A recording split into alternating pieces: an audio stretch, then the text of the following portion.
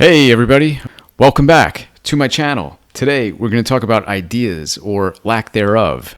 Ideas are really important. Coming up with ideas are really important. I think for an artist it's probably very important.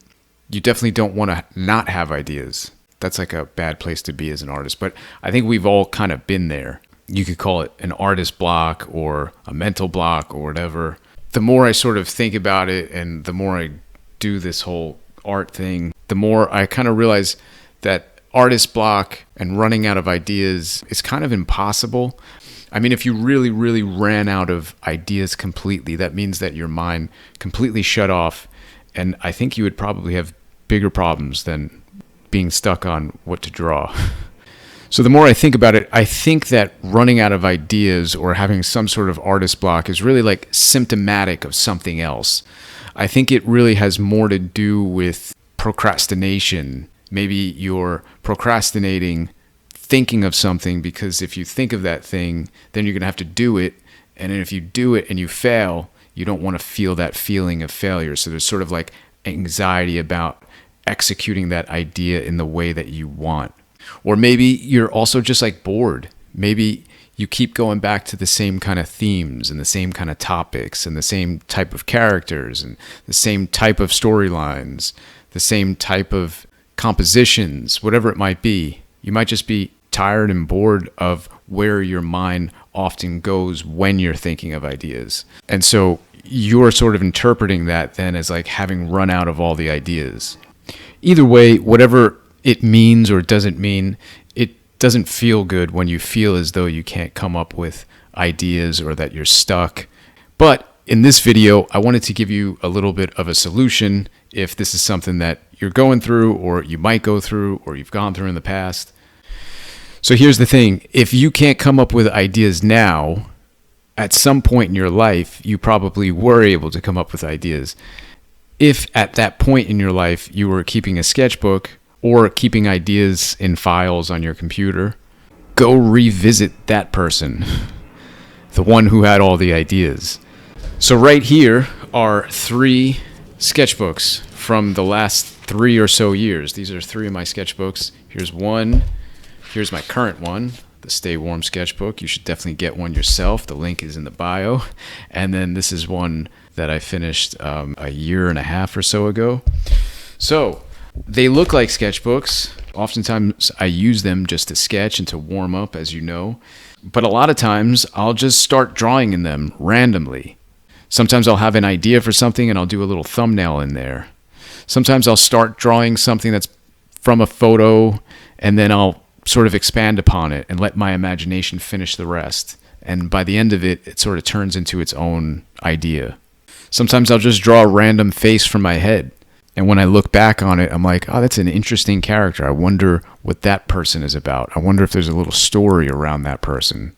So in addition to these being sort of like your practice workbook, which I sort of look at my sketchbooks as often, they're also like these vessels of ideas. Sometimes older you had a really cool idea that you might have forgotten about. Or sometimes you put something down on paper in your sketchbook a year, 2, 3 years prior, and you didn't think much of it, and now you look at it with fresh eyes and you go, oh wow, there's something really interesting about that. Or like, that's something that's very specific to what I'm working on now. I could use that. That kind of like solves the problem that I'm trying to figure out. It might be as basic as like certain kind of lines that you were putting down. Whatever it is, these are like places where you could sort of like harvest ideas from. You could just steal from yourself, essentially. So for instance, I was recently looking through this old sketchbook. This one is from like 3 years ago, I think I got this one. And there's some really cool ideas in here. Stuff that I really wasn't too crazy about when I drew it. Just kind of throwaway stuff. Some stuff in here, I was really trying to like work out for something. And for one reason or another, I kind of abandoned it. Or I didn't have time to finish it. And then, like everything else, you just sort of kind of forget about it.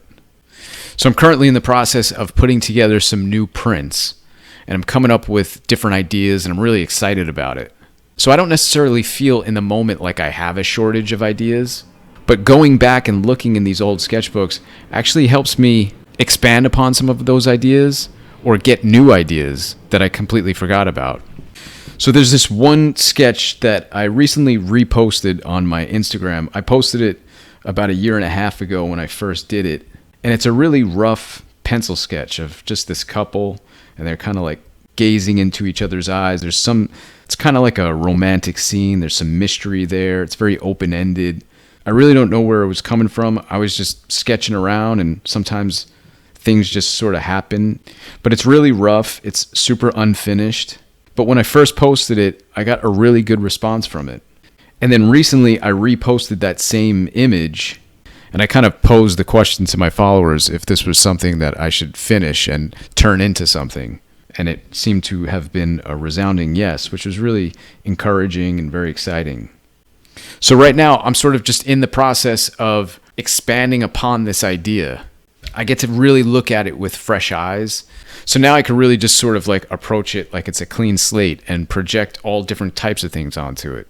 So pretty much what I did was I just took a picture of the sketch, and right now I'm like working on top of it digitally. I threw it into Photoshop, and I'm just like drawing on top of it digitally, and I'm adding things to it. I'm putting them in different environments. I'm just letting my imagination go, seeing where the story takes me. And it's almost, I feel as though like I got like this like free material from some other artist. So it's actually really fun. I'm in a very creative part of the process right now where the story and the illustration can kind of go anywhere. The composition can go anywhere. I'm allowing myself also to be very free right now in terms of the idea, the composition, the way it's executed, all the different elements that I may or may not put into it.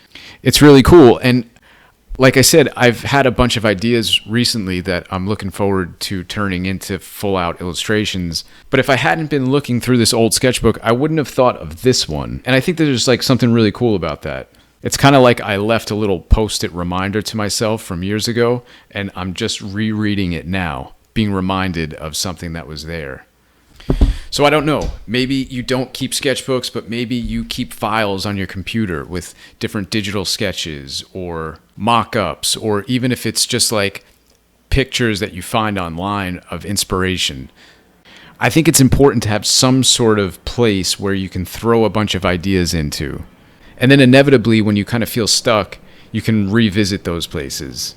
It's not often that I really go back and look at an old sketchbook, and I think that's sort of like the magic of it. Because when you do open it and look at it, you're so sort of like far removed from the person you were when you were drawing that it almost looks like this book of like brand new ideas. I don't know, I think oftentimes when we're stuck for ideas, we sometimes look like outside to other artists, to other forms of art, to photography, to film, to literature. And I think all that stuff is really great, and these are all great sources to be inspired by, and sometimes they really do strike up interesting ideas. But I also think that there's something really special about like revisiting places in your mind, ideas that you had, old marks that you put down on paper or on your digital device that really, really inspired you at the moment, and you can kind of like re-tap into those inspirations. So I don't know, maybe this is super obvious and maybe this is something that you already do, but if not, give this a shot. You got to have something laying around somewhere, even if it's an old napkin that you drew something on and you have it in your desk drawer and it's underneath a bunch of coins and paper clips and all that kind of stuff. Open up that drawer and take a look and try to find that old idea. I'm definitely going to keep you posted on that drawing that I was telling you about because I'm excited. I'm kind of in the very beginning stages of it, so I'll try and regularly kind of keep you posted along the way as that process sort of unfolds. Like I mentioned, right now it's in a digital phase, but the plan is to eventually print it out and finish it traditionally. So if that's a process you would like to see more of, definitely comment down below and let me know.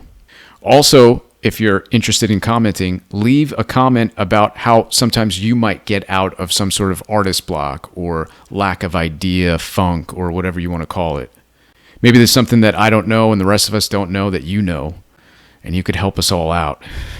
So anyway, I hope that this video was helpful. I hope it shines some light on a problem that you may have now, or you may have in the future, or you might have had in the past. Ideas are very important to us artists, so I figure it's something worth talking about, at least in one video.